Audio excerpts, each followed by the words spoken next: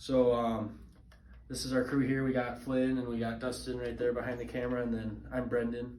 And we chose the wall avoiding robot as our final project. And this is what we have going on here. So we have a PWM signal coming over here. And what we're gonna do with that PWM signal is we're gonna power this LED light here, and we're gonna make it at a certain frequency determined by the PWM signal, and that'll be sent out here, and then it'll be seen by the light sensor when it has a something in front of it, as you can see with the LED going on right there.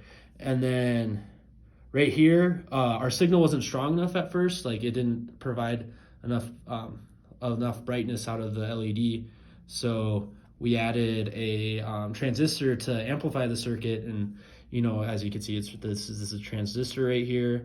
This is the emitter is grounded, and the collector has the resistor leading to a 3.3 volt source, and then our signal goes into the middle chunk of that. And yeah, so this is powered. It's putting on infrared light at a certain frequency, and then that is how we control our robot and make it avoid the wall. All right, so this is the servo section of our robot. It's 2 servo motors mounted on both sides of the chassis, and those are controlled with these 2 wires here, connected to this breakout board that provides power, signal, and ground to the 2 separate servos.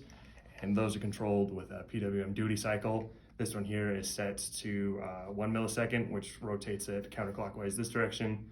And this is set to the 2000 duty cycle, which rotates it the opposite way, so the robot's able to be propelled forward.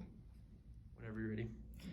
We have an infrared LED that reflects at 38 kilohertz off a surface and is detected by this sensor, which sends a signal to the microcontroller that calls a stop function and then turns the robot.